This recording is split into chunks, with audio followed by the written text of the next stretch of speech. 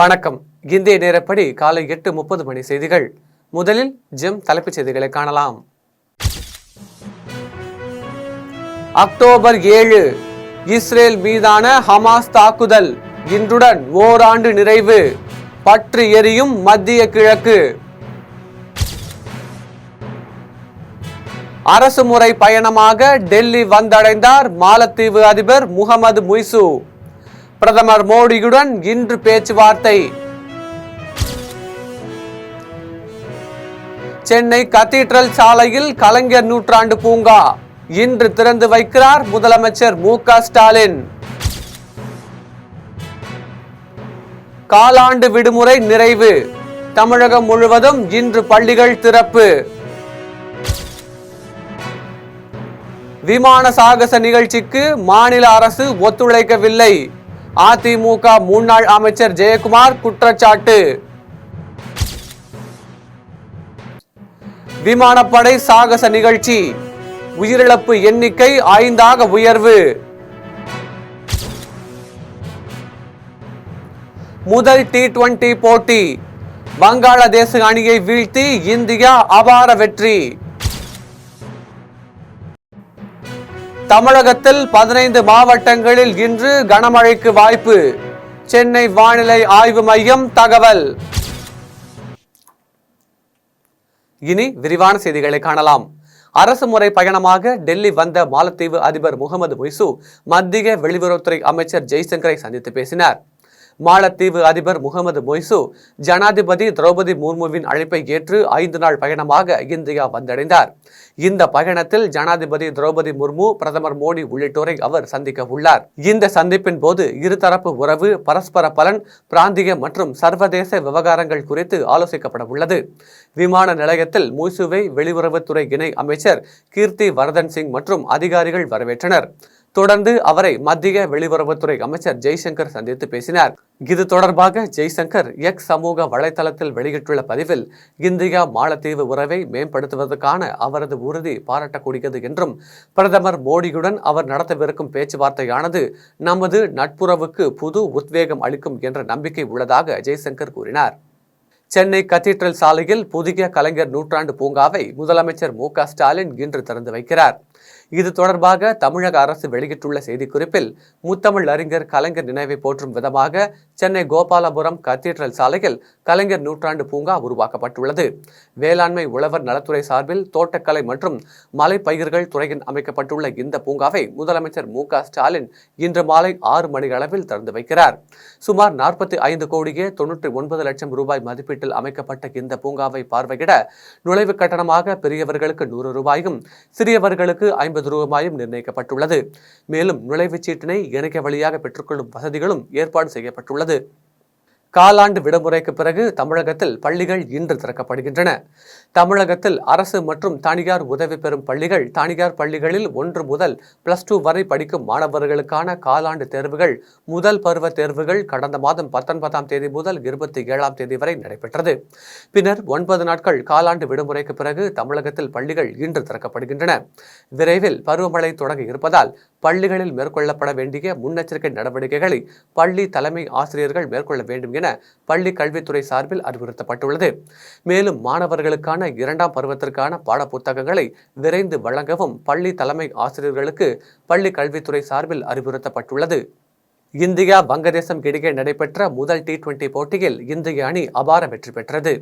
India வங்கதேசம் இடையே நடைபெற்ற முதல் T20 போட்டியில் டாஸ் வென்ற இந்திய அணி பந்து வீச்சை தேர்வு செய்தது. இதையடுத்து முதலில் பேட்டிங் செய்த வங்கதேச அணி இந்திய பந்து வீச்சை சமாளிக்க முடியாமல் திணறியது. இதனால் அந்த அணி 19.5 ஓவர்களில் அனைத்து விக்கெட்டுகளையும் இழந்து 127 ரன்கள் எடுத்தது. தொடர்ந்து 128 ரன்கள் எடுத்தால் வெற்றி என்ற எளிய இலக்குடன் களமிறங்கிய இந்திய அணி 11.5 ஓவர்களில் 3 விக்கெட்டுகள் இழப்பிற்கு 132 ரன்கள் குவித்து அபார வெற்றி பெற்றது. இதன் மூலம் 3 போட்டிகள் கொண்ட T20 தொடரில் இந்திய அணி 1-0 என்ற கணக்கில் முன்னிலை வகிக்கிறது. மேலும் இதற்கு முன் நடைபெற்ற டெஸ்ட் தொடரை 2-0 என்ற கணக்கில் இந்தியா கைப்பற்றியது குறிப்பிடத்தக்கது. தமிழகத்தில் 15 மாவட்டங்களில் கனமழைக்கு வாய்ப்புள்ளதாக சென்னை வானிலை ஆய்வு மையம் தெரிவித்துள்ளது. சென்னை வானிலை ஆய்வு மையம் வெளியிட்டுள்ள செய்தியில், வளிமண்டல கீழடுக்கு சுழற்சி காரணமாக தமிழகத்தில் பல இடங்களிலும் புதுச்சேரி, காரைக்கால் பகுதிகளிலும் இன்று முதல் வரும் 11ஆம் தேதி வரை இடி மின்னலுடன் கூடிய மிதமான மழைக்கு வாய்ப்புள்ளதாக தெரிவித்துள்ளது. அதன்படி தமிழகத்தில் நீலகிரி, கோவை, திருப்பூர், தேனி, திண்டுக்கல், தென்காசி, திருநெல்வேலி, விருதுநகர், கன்னியாகுமரி உள்ளிட்ட 15 மாவட்டங்களில் ஓரிரு இடங்களில் இன்று கனமழைக்கு வாய்ப்புள்ளதாக தெரிவித்துள்ளது. சென்னை மற்றும் புறநகர் பகுதிகளில் இன்று வானம் ஓரளவு மேகமூட்டத்துடன் காணப்படும் என்றும் நகரின் ஒரு சில பகுதிகளில் இடி மின்னலுடன் கூடிய மிதமான மழைக்கு வாய்ப்புள்ளதாக சென்னை வானிலை ஆய்வு மையம் தெரிவித்துள்ளது. புதுக்கோட்டை அருகே 10 லட்சம் ரூபாய் மதிப்பீட்டில் கட்டப்பட்ட சமையல் கூடம் மற்றும் உணவு அருந்தும் கூடத்தை முன்னாள் மத்திய நிதி அமைச்சர் ப. சிதம்பரம் திறந்து வைத்தார். புதுக்கோட்டை மாவட்டம் அரிமளம் அருகே உள்ள நெடுங்குடி கைலாசநாதர் கோவில் வளாகத்தில் தனது தொகுதி மேம்பாட்டு நிதியிலிருந்து 10 லட்சம் மதிப்பீட்டில் கட்டப்பட்ட சமையல் கூடம் மற்றும் உணவு அருந்தும் கூடத்தை முன்னாள் மத்திய நிதியமைச்சர் ப. சிதம்பரம் திறந்து வைத்தார். அப்போது பேசிய அவர், தமிழ்நாடு மற்ற மாநிலங்களைப் போல மத கலவரம் இல்லாமல் அமைதியாக இருக்கிறது என்றும் இந்த அமைதிக்கு எந்த கேடும் வந்துவிடக்கூடாது என்றும் கேட்டுக்கொண்டார். வேளாண் சட்டங்கள் மூலம் நூற்றுக்கணக்கான விவசாயிகள் மரணம் அடைவதற்கு காரணமாக இருந்தது பாஜக அரசுதான் என்று தமிழ்நாடு மாநில காங்கிரஸ் தலைவர் செல்வ பெருந்தகை தெரிவித்துள்ளார். கோவை விமான நிலையத்தில் தமிழ்நாடு காங்கிரஸ் கமிட்டி மாநில தலைவர் செல்வ பெருந்தகை செய்தியாளர்களை சந்தித்தார். அப்போது பேசிய அவர், 3 வேளாண் சட்டங்கள் கொண்டு வந்து நூற்றுக்கணக்கான விவசாயிகள் மரணம் அடைவதற்கு காரணமாக இருந்தது பாஜக அரசுதான் என்றும், திருப்பதி லட்டு விவகாரத்தில் எந்த ஒரு அறிக்கையும் இல்லாமல் இடத்தின் கவிழ்த்தேன் என்று பேசிய பவன் கல்யாண் மிகப்பெரிய அதிபுத்திசாலி என்றும் விமர்சித்தார். கடந்த 10 ஆண்டுகளாக வேளாண்மை பெருங்குடி மக்கள் தொடர்ந்து சாலைகளை போராடும் நிலையை நாம் பார்த்து வருகிறோம். தற்கொலை அதிகரித்துக் கொண்டிருக்கிறது. கடன் சுமையால் ஜப்தி நடவடிக்கை பெரிய அளவில் பாஜக அரசு எடுக்கிறது. அது மட்டுமல்ல, 3 புதிய வேளாண்மை திருத்த சட்டத்தை கொண்டு வந்து நூற்றுக்கணக்கான விவசாய பெருங்குடி மக்களை மரணமடைவதற்கு காரணமாக இருந்தது பாஜக அரசு. அதை தாக்குப்பிடிக்க முடியாமல், நிறைவேற்றுவதற்கு வாய்ப்பில்லாமல் உடனே அந்த சட்டத்தை திரும்ப பெற்றார்கள். சென்னையில் நடைபயிற்சியின் அவசியத்தை வலியுறுத்தி நடைபெற்ற வாக்கத்தான் நிகழ்ச்சியில் நடிகை ஆண்ட்ரியா உள்ளிட்ட பலர் பங்கேற்றனர். சென்னை குரோம்பேட்டை MIT கல்லூரி மைதானத்தில் நடைபயிற்சியின் அவசியத்தை வலியுறுத்தி தனியார் மருத்துவமனை சார்பில் மினி வாக்கத்தான் போட்டி நடைபெற்றது. தனியார் மருத்துவமனை தலைவர் டாக்டர் முத்துக்குமார் தலைமையில் நடைபெற்ற இந்த நிகழ்ச்சியில் நடிகை ஆண்ட்ரியா, பல்லாவரம் சட்டமன்ற உறுப்பினர் கருணாநிதி ஆகியோர் கலந்து கொண்டு வாக்கத்தான் நிகழ்ச்சியை கொடியசைத்து துவக்கி வைத்தனர். 5, 3, 1 கிலோமீட்டர்கள் என 3 பிரிவுகளின் கீழ் நடைபெற்ற வாக்கத்தான் நிகழ்ச்சியில் மாணவர்கள், பொதுமக்கள் என பலர் கலந்து கொண்டனர். இதில் குறுகிய நேரத்தில் இலக்கை அடைந்தவர்களுக்கும் வாக்கத்தானில் பங்கேற்ற அனைவருக்கும் நடிகை ஆண்ட்ரியா மற்றும் கருணாநிதி ஆகியோர் பதக்கங்களை வழங்கி ஊக்குவித்தனர். ராணிப்பேட்டை அருகே 3,70,000 ரூபாய் மதிப்பிலான விலை உயர்ந்த 8 இருசக்கர வாகனங்களை திருடிய இளைஞரை ராணிப்பேட்டை நகர போலீசார் கைது செய்து சிறையில் அடைத்தனர். ராணிப்பேட்டை மாவட்டம் சென்னை பெங்களூர் தேசிய நெடுஞ்சாலை KH மேம்பாலம் அருகே காவல்துறையினர் வாகன தணிக்கையில் ஈடுபட்டிருந்தனர். அப்போது அவ்வழியாக வந்த இளைஞரின் இருசக்கர வாகனத்தை மடக்கி பிடித்து விசாரணை மேற்கொண்டனர். அதில் இளைஞர் வாலாஜாபேட்டை அடுத்த VC மோட்டூர் பகுதியைச் சேர்ந்த புருஷோத்தமன் என்பதும், ராணிப்பேட்டை, சிப்காட், வாலாஜா உள்ளிட்ட இடங்களில் இருசக்கர வாகன திருட்டில் ஈடுபட்டவர் என்பதும் தெரிய வந்தது. பின்னர் இவர் பதுக்கி வைத்திருந்த 3,70,000 மதிப்புள்ள விலை உயர்ந்த 8 இருசக்கர வாகனங்களை போலீசார் பறிமுதல் செய்தனர். மேலும் வாகனங்களை திருடிய இளைஞர் மீது வழக்கு பதிவு செய்து நீதிமன்றத்தில் ஆஜர்படுத்தி வேலூர் மத்திய சிறையில் அடைத்தனர். உத்தரமேரூர் சட்டமன்ற தொகுதிகளுக்கு உட்பட்ட பகுதிகளில் பல்வேறு நலத்திட்ட உதவிகளை சட்டமன்ற உறுப்பினர் சுந்தர் மற்றும் பாராளுமன்ற உறுப்பினர் செல்வம் வழங்கினர். காஞ்சிபுரம் மாவட்டம் உத்தரமேரூர் சட்டமன்ற தொகுதிக்குட்பட்ட வாலாஜாபாத் பேரூராட்சி பகுதிகளில் மேம்பாட்டு பணிகளுக்கு அடிக்கல் நாட்டு விழா மற்றும் துவக்க விழா நடைபெற்றது. இதில் உத்தரமேரூர் தொகுதி சட்டமன்ற உறுப்பினர் சுந்தர் மற்றும் காஞ்சிபுரம் பாராளுமன்ற உறுப்பினர் செல்வம் ஆகியோர் கலந்து கொண்டு ரூபாய் 14.80 லட்சம் மதிப்பீட்டில் அமைய உள்ள அங்கன்வாடி மையத்திற்கான அடிக்கல் நாட்டினர். மேலும் ரூபாய் 50 லட்சம் மதிப்பீட்டில் புதிய சிமெண்ட் சாலை, 43 லட்சம் ரூபாயில் மதிப்பில் பூங்கா உள்ளிட்ட திட்டங்களுக்கு அடிக்கல் நாட்டியும் ரிப்பன் வெட்டி திறந்து வைத்தார். இந்நிகழ்ச்சியில் வாலாஜாபாத் பேரூர் கழக செயலாளர் பாண்டியன், தெற்கு ஒன்றிய கழக செயலாளர் சேகர் மற்றும் உள்ளாட்சி பிரதிநிதிகள் கலந்து கொண்டனர். திருவள்ளூரில் 50க்கும் மேற்பட்ட தெரு நாய்களுக்கு பிரியாணியில் விஷம் வைத்து கொன்றதாக பகுஜன் சமாஜ் கட்சியின் முன்னாள் நிர்வாகி கைது செய்யப்பட்டுள்ளார். திருவள்ளூர் நகராட்சிக்குட்பட்ட ASP நகரில் வசிக்கும் கார்த்திகேயன் என்பவர் பராமரித்து வந்த 10 தெருநாய்களில் 8 நாய்கள் மர்மமான முறையில் இறந்தது. மேலும் உயிருக்காக போராடிய 2 நாய்களை மீட்டு கால்நடை மருத்துவமனையில் அனுமதித்து சிகிச்சை அளித்தார். அப்போது நாய்களுக்கு சிகிச்சை அளித்த மருத்துவர் நாய்களின் உணவில் வீரியம் அதிகமான விஷம் கலந்து இருப்பதாக தெரிவித்தார். பின்னர் இதுகுறித்து வழக்கு பதிவு செய்து சிசிடிவி காட்சிகளை ஆய்வு செய்த போலீசார் நாய்களுக்கு விஷம் வைத்தது அதே பகுதியை சேர்ந்த பகுஜன் சமாஜ் கட்சியின் முன்னாள் நிர்வாகியான வெற்றிவேந்தன் என்பது தெரிய வந்தது. பின்னர் அவர் மீது விலங்குகள் வதை தடுப்பு சட்டம் 325 பிரிவின் கீழ் வழக்கு பதிவு செய்து திருவள்ளூர் டவுன் காவல் நிலையத்தில் அழைத்து சென்றனர். முதல்கட்ட விசாரணையில் தான் வளர்த்து வரும் புறாக்கள் மற்றும் சண்டை சேவல்களை அடிக்கடி தெருநாய்கள் கடித்ததால் அப்பகுதியில் இருந்த 50க்கும் மேற்பட்ட தெருநாய்களை விஷம் வைத்து கொன்றதாக போலீசாரிடம் பரபரப்பு வாக்குமூலம் அளித்தார்.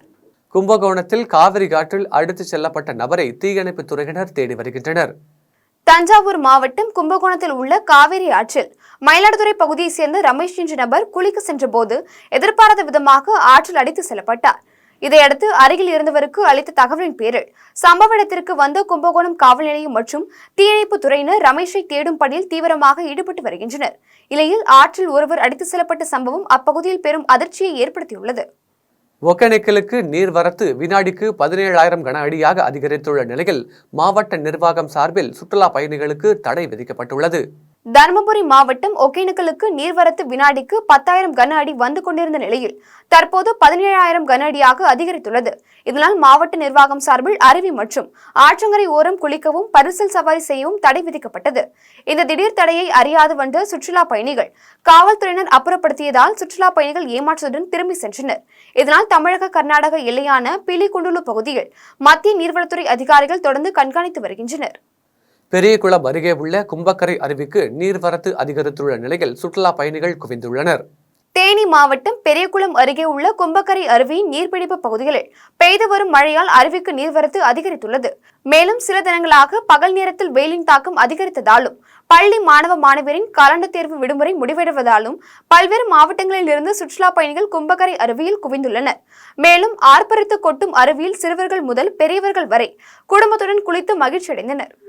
தேர்தல் அறிக்கையில் கிராம கோவில் பூசாரிகளுக்கு அறிவித்த ஓய்வூதியம் அளிக்க வேண்டும் என்று கிராம கோவில் பூசாரி பேரவை மாநில பொதுச் செயலாளர் சோமசுந்தரம் கோரிக்கை விடுத்துள்ளார். மதுரை மாவட்ட கிராம கோவில் பூசாரி பேரவை பொதுக்குழு கூட்டம் பூசாரிகள் பேரவை மாநில பொதுச் செயலாளர் சோமசுந்தரம் தலைமையில் நடைபெற்றது. அப்போது செய்தியாளர்களை சந்தித்த சோமசுந்தரம் திமுக தேர்தல் அறிக்கையில் கிராம கோவில் பூசாரிகளுக்கு அறிவித்த ஓய்வூதியம் அளிக்கப்படவில்லை எனவும் கிராம கோவில் பூசாரிகளுக்கு நல வாரியத்தை உடனடியாக சீர்படுத்தி குழு அமைக்க வேண்டும் என்றும் கேட்டுக்கொண்டார். மேலும் கோரிக்கைகள் நிறைவேறாத பட்சத்தில் தமிழகம் முழுவதும் உண்ணாவிரத போராட்டம் நடத்தப்போவதாக தெரிவித்தார். திராவிட முன்னேற்றக் கழகம் தன் தேர்தல் அறிக்கையில் 406வது கோரிக்கையாக அறிவிப்பா நாங்கள் ஆட்சிக்கு வந்தால் எல்லா கிராம கோவில் பூஜாரிகளுக்கும் ஓய்வூதியம் கொடுப்போம் அப்படின்னு அறிவிச்சிருந்தாங்க. ஆனால் இதுவரை அன்றைக்கு அது நடைபெறலை. ஓய்வூதியங்கிறது 2001 அப்போது முதலமைச்சர் இருந்த கருணாநிதியே 5000 பேர் கொடுப்போம்னு சொல்லியிருந்தார்.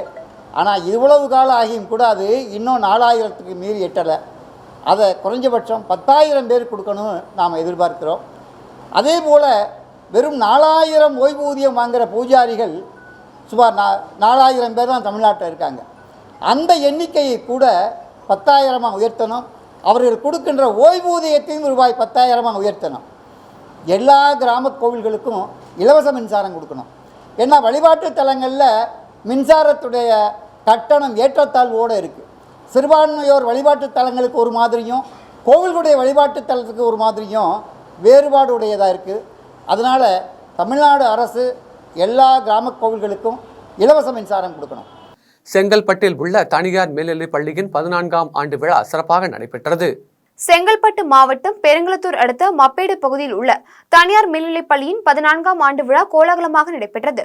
விழாவிற்கு சிறப்பு விருந்தினராக சித்த மருத்துவர் செந்தமிழ் செல்வி, பள்ளியின் தாளாளர் மற்றும் தனியார் கல்வி குழுமங்களின் தலைமை செயல் அலுவலருமான டாக்டர் சுஜாதா பாலசுப்ரமணியன் உள்ளிட்டோர் கலந்து கொண்டு சிறப்பித்தனர். மேலும் இந்த ஆண்டு விழாவில் மாணவர்களின் கலை நிகழ்ச்சிகள் நடைபெற்றது. இதையடுத்து நிகழ்ச்சியில் பங்கேற்ற மாணவ மாணவிகளுக்கு பரிசுகளும் சான்றிதழ்களும் வழங்கப்பட்டது. தனிநபர் நிதி நிர்வாகத்தை எளிமையாக்கும் வகையில் ஃபின்ஃப்ரெஷ் எனும் செயலியை கோவையை சேர்ந்த இளைஞர் உருவாக்கியுள்ளார். கோவை சுப்பிரமணியன் பாளையம் பகுதியில் பொருளாதார நிபுணர்கள் மற்றும் பங்கு சந்தை ஆய்வாளர்கள் கலந்து கொண்ட நிகழ்ச்சி நடைபெற்றது. இதில் கோவையை சேர்ந்த சண்முக புவனேஸ்வர் எனும் இளைஞர் உருவாக்கிய ஃபின்ஃப்ரெஷ் எனும் செயலி காட்சிப்படுத்தப்பட்டது. இது மக்களின் தனிப்பட்ட நிதி நிர்வாகத்தை எளிமையாக்கும் வகையில் உருவாக்கியுள்ளது என்றும், இந்த செயலியால் பட்ஜெட், முதலீட்டு, திட்டமிடல் போன்ற தனிநபர்களின் நிதியை கட்டுப்படுத்தவும் மேம்படுத்தவும் முடியும் என செயலியை உருவாக்கிய சண்முக புவனேஷ் தெரிவித்தார். எப்படி அவங்க பணத்தை பெருக்கலாம், எங்கெல்லாம் அவங்களோட செலவை குறைக்கலாம், எப்படியெல்லாம் அதை கரெக்ட் பண்ணலாங்கிற ஜேர்னி தான் நம்ம ஆப்பில் இருக்கும். இந்த விஷயம் எப்படி எனக்கு மைண்டில் வந்துச்சு அப்படின்னு பார்த்தீங்கன்னா, நான் காலேஜ் ஃபஸ்ட் இயர்லேருந்து இன்வெஸ்ட்மெண்ட் பண்ணிட்டுருக்கேன். கோவிட் டைமில் பார்த்தீங்க அப்படின்னா பிஸ்னஸ் எதுவும் இல்லை. 18 months நம்மளுக்கு லாக்டவுனில் நிறைய பேருக்கு ஜாப் லாஸும் இருந்துச்சு, இதுவும் இருந்துச்சு. ஸோ அப்போ பர்சனலாக நானுமே ஃபினான்ஷியலாக கொஞ்சம் அஃபெக்ட் ஆயிருந்தேன். ஸோ அப்போ என்னென்னா, இதுலேருந்து வெளியே வரக்கு ரிலேட்டடான ஆர்டிகல்ஸ் நிறையா படிச்சுட்டு இருந்தேன். ஸோ படித்து முடிச்சுட்டு அந்த டைம்லன்னா இதை பற்றி சொல்லிக் கொடுக்குறதுக்கு யாருமே இல்லைன்னு பார்க்கும்போது தான் ஒரு பெரிய இது ஆக்சுவலாக எந்த பிளாட்ஃபார்மே இல்லை, அது கைட் பண்ணுறதுக்கு எதுவுமே இல்லை.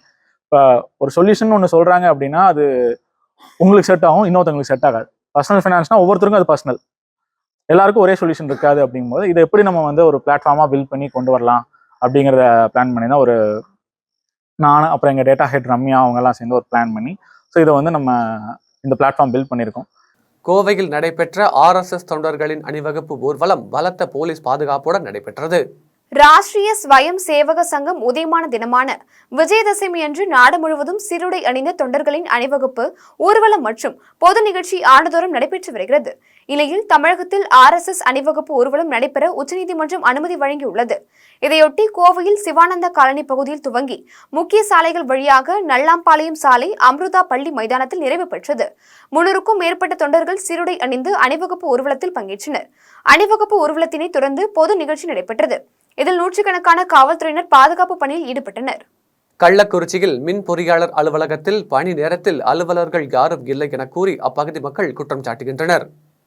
கள்ளக்குறிச்சி மாவட்டம் சங்கராபுரம் வட்டம் அரசம்பட்டு உதவி மின் பொறியாளர் அலுவலகத்தில் பணி நேரத்தில் அலுவலர் மற்றும் பணியாளர்கள் யாரும் இல்லாததால் மின் தொகை கட்ட வரும் மக்கள் திரும்ப செல்லும் அவலநிலை ஏற்பட்டுள்ளது. இந்நிலையில் தமிழகம் முழுவதும் மின் சக்கரத்தை கடைபிடிக்க வேண்டும் என்று விழிப்புணர்வு ஏற்படுத்தி வரும் நிலையில் அலுவலகத்தில் மின்விசிறி மற்றும் மின் விளக்குகள் எரிந்த வண்ணம் இருந்ததை கண்டு மக்கள் அதிர்ச்சியடைந்தனர். இதுகுறித்து ஊழியர்கள் மற்றும் மாவட்ட நிர்வாகம் மீது நடவடிக்கை எடுக்க வேண்டும் என்று கோரிக்கை விடுத்துள்ளனர். தமிழக வெற்றி கழகத்தின் முதல் மாநில மாநாட்டை முன்னிட்டு நூதன முறையில் மதுரை பாண்டி கோவிலில் தொண்டர்கள் சிறப்பு வழிபாடு செய்தனர்.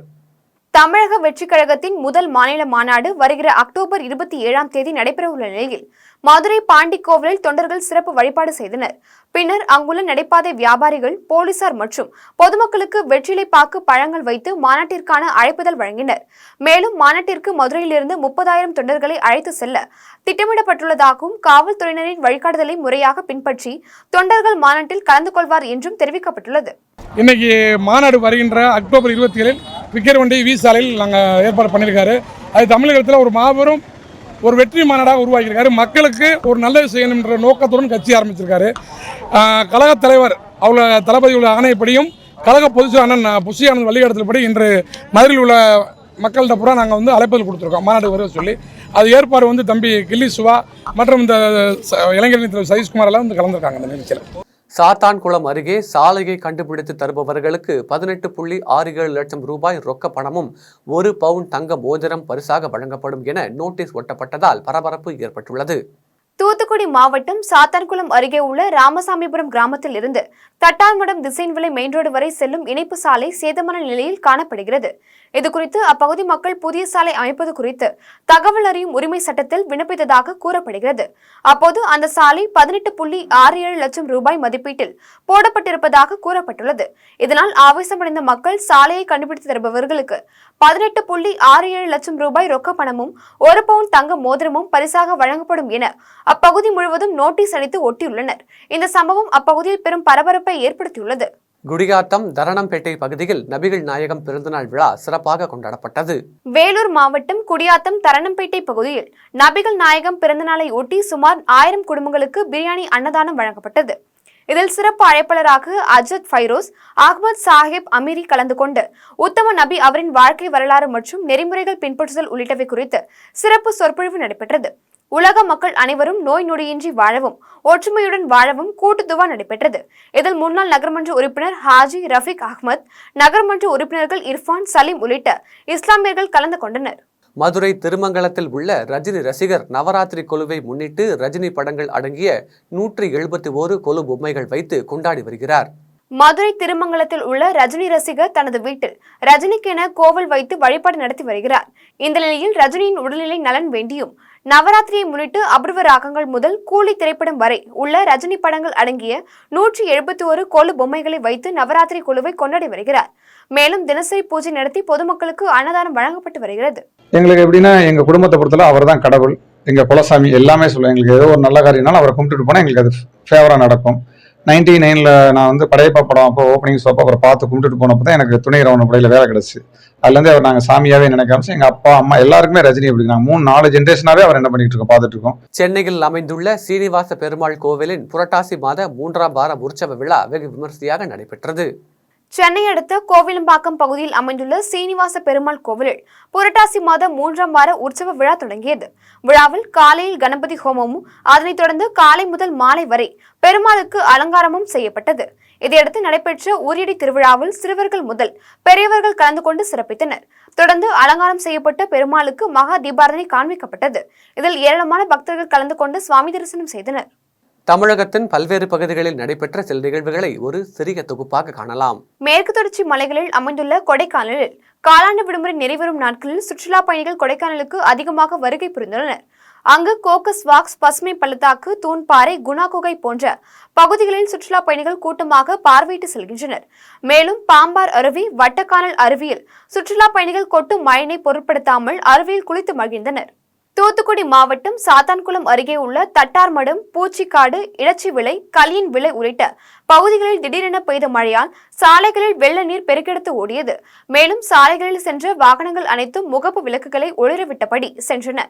கடந்த சில நாட்களாக அவ்வப்போது வெயில் வாட்டி வதைத்து வந்த நிலையில் சாத்தான்குளம் பகுதியில் திடீரென பெய்த மழையால் பொதுமக்கள் மகிழ்ச்சி அடைந்துள்ளனர். நெல்லை மாவட்டம் திசையன்விளையில் அமைந்துள்ள சந்தியம்மன் கோவில் தசரா திருவிழாவில் சிறப்பு பூஜைகள் நடைபெற்றன. தொடர்ந்து சந்தி அம்பாளுக்கு கும்பாபிஷேகம் நடைபெற்றது. அதைத் தொடர்ந்து சிறப்பு தீபாரதனை காண்பிக்கப்பட்டது. இதில் திரளான பக்தர்கள் கலந்து கொண்டனர். சிவகங்கை மாவட்டம் காரைக்குடி பாஜக உறுப்பினரும் ரஜினி நற்பணி மன்ற மாநகர செயலாளருமான மெய்யப்பன் பிறந்தநாளை முன்னிட்டு 100 ஏழை எளிய மக்களுக்கு இலவச சேலைகள் வழங்கப்பட்டது. இந்த நிகழ்ச்சியில் ரஜினி நற்பணி மன்ற மாவட்ட செயலாளரும் பாஜக உறுப்பினருமான ராமேஸ்வரன் கலந்து கொண்டு இனிப்புகளை வழங்கினார். மேலும் ரவிக்குமார், மாநகர செந்தில், சுப்புரா, குமார், ராஜா மற்றும் மாநகர ரஜினி மன்ற நிர்வாகிகள் பலர் கலந்து கொண்டனர். சென்னை அடுத்த கோவிலம்பாக்கத்தில் ஊராட்சி ரோஸ் நகரில் மழைநீர் வழிகள் திட்டப் பணிகளுக்கு அடிக்கல் நாட்டும் விழா நடைபெற்றது. விழாவில் மருத்துவ மற்றும் மக்கள் நல்வாழ்வுத்துறை அமைச்சர் சுப்பிரமணியம், தென்சென்னை நாடாளுமன்ற உறுப்பினர் தமிழ்ச்சி தங்கபாண்டியன் உள்ளிட்டோர் கலந்து கொண்டு அடிக்கல் நாட்டு விழாவை துவக்கி வைத்தனர். சிவகங்கை மாவட்டம் காரைக்குடியில் புதிதாக தொடங்கப்பட்ட ஆவின் பாலகத்தை கூட்டுறவுத்துறை அமைச்சர் பெரிய கருப்பன் குத்துவிளக்கேற்றி திறந்து வைத்தார். இதில் சிறப்பு விருந்தினர்களாக முன்னாள் அமைச்சர் தென்னவன், மாநகராட்சி மேயர் முத்துத்துறை உள்ளிட்டோர் கலந்து கொண்டனர். திருச்சியில் காந்தி மார்க்கெட்டில் கடந்த சில தினங்களாக காய்கறிகளின் விலைகள் குறைந்த நிலையில் தற்போது பெய்து வரும் மழையால் தக்காளி, பீன்ஸ் உள்ளிட்ட காய்கறி விலைகள் கணிசமாக உயர்ந்துள்ளது. இந்நிலை தொடர்ந்தால் காய்கறிகளின் விலை 2 மடங்காக உயரக்கூடும் என்று வியாபாரிகள் தெரிவித்தனர். தூத்துக்குடியில் உள்ள திருவனந்தல் அன்பர்கள் சபை சார்பில் சங்கர ராமேஸ்வரர் உடனுரை பாகம் பிரியாள் கோவிலில் திருவாசகம் மூச்சோதுதல் நிகழ்ச்சி நடைபெற்றது. திருவனந்தல் அன்பர்கள் சபை செயலாளர் மாரியப்பன் தலைமையில் நடைபெற்ற விழாவில் ஏராளமான பக்தர்கள் கலந்து கொண்டு திருவாசக பாடல்களை பாடினர். வேலூர் மாவட்டம் ஒடுக்கத்தூரில் உள்ள அரிமலை ஊராட்சிக்குட்பட்ட கொல்லப்பள்ளி கிராமத்தில் தனியார் அறக்கட்டளை மூலம் கிராம மக்கள் தாங்களே முன்வந்து கிராமத்தில் உள்ள காளியம்மன் கோவில் வளாகம் மற்றும் மலை அடிவாரம் பகுதிகளில் வேம்பு, சப்போட்டா, கொய்யா உள்ளிட்ட மரக்கன்றுகளை நட்டனர். டிஜிட்டல் சவுத் ட்ரஸ்ட் மூலயமா 5000 மரக்கன்றுகள் இன்றைக்கி நடுறோம். ஏன்னா மாறி வரும் கால சூழ்நிலைக்கு தகுந்த மாதிரி இந்த இயற்கையை நம்ம அடுத்த தலைமுறைக்கு எடுத்துகிட்டு போகிறதுனால அந்த எல்லாருக்குமே அந்த பொறுப்பு உணர்ந்து இந்த கிராமத்தில் ஊர் பொதுமக்கள், இளைஞர்கள் எல்லாருடைய ஒத்துழைப்பு கொடுக்குறாங்க. இவங்க மூலியமாக 5000 மரக்கன்றுகள் இன்றைக்கி கொல்லக்கொட்டாய் அரிமலை ஊராட்சி கொல்லக்கொட்டாயில் நாங்கள் 5000 மரக்கன்றுகள் நடுறோம். இன்றைக்கி இது மென்மேலும் நாங்கள் இன்னும் ஊக்கப்படுத்தி இந்த ட்ரஸ்ட் மூலிமா இன்னும் மேலும் நாங்கள் 100 நாள் வேலை திட்டம் மூலமாகவும் இந்த பணியை நாங்கள் சிறப்பாக செஞ்சு கொடுப்போம். நாங்கள் சென்னை தண்டையார்பேட்டையில் உள்ள காலரா மருத்துவமனையில் அன்பகம் மனநல காப்பகத்தில் மதிமுக தலைவர் வைகோவின் பிறந்தநாளையொட்டி பகுதி செயலாளர் பாபா ஜெகன் தலைமையில் கேக் வெட்டி கொண்டாடப்பட்டதைத் தொடர்ந்து அன்னதானம் மற்றும் வேஷ்டி சேலை வழங்கப்பட்டது. இதில் பகுதி துணை செயலாளர்கள், தொண்டர்கள் பலர் கலந்து கொண்டனர். காஞ்சிபுரம் மாவட்டம் வாலாஜாபாத்தில் புனித பிரான்சிஸ் அசிசியார் ஆலயத்தில் நடைபெற்ற தேர் ஊர்வலம் கொடியேற்றத்துடன் தொடங்கிய நிலையில் மைக்கேல் தூதர் மாதா அசிசியார் 3 தேர் நடைபெற்றது. இலையில் முத்தனீஸ்வரி அம்மன் கோவில் சார்பில் பெனிட்டா பிரான்சிஸ் அசிசியார் திருத்தேருக்கு மாலை வழங்கப்பட்டு ஊர்வலம் நடைபெற்றது. மீண்டும் ஜெம் தலைப்புச் செய்திகள். அக்டோபர் 7 இஸ்ரேல் மீதான ஹமாஸ் தாக்குதல் இன்றுடன் ஓராண்டு நிறைவு. பற்றி எரியும் மத்திய கிழக்கு. அரசுமுறை பயணமாக டெல்லி வந்தடைந்தார் மாலத்தீவு அதிபர் முகமது முய்சு. பிரதமர் மோடியுடன் இன்று பேச்சுவார்த்தை. சென்னை கத்தீட்ரல் சாலையில் கலைஞர் நூற்றாண்டு பூங்கா இன்று திறந்து வைக்கிறார் முதலமைச்சர் மு.க. ஸ்டாலின். காலாண்டு விடுமுறை நிறைவு. தமிழகம் முழுவதும் இன்று பள்ளிகள் திறப்பு. விமான சாகச நிகழ்ச்சிக்கு மாநில அரசு ஒத்துழைக்கவில்லை. அதிமுக முன்னாள் அமைச்சர் ஜெயக்குமார் குற்றச்சாட்டு. விமானப்படை சாகச நிகழ்ச்சி உயிரிழப்பு எண்ணிக்கை 5ஆக உயர்வு. முதல் T20 போட்டி வங்காளதேச அணியை வீழ்த்தி இந்தியா அபார வெற்றி. தமிழகத்தில் 15 மாவட்டங்களில் இன்று கனமழைக்கு வாய்ப்பு. சென்னை வானிலை ஆய்வு மையம் தகவல். இத்துடன் ஜெம் செய்திகள் நிறைவடைகின்றன. மீண்டும் ஜெம் செய்திகள் மதியம் 3:30 மணிக்கு. உடனுக்குடன் செய்திகளை காண ஜெம் live.tv என்ற இணையதளத்தில் இணைந்திருங்கள். நன்றி, வணக்கம்.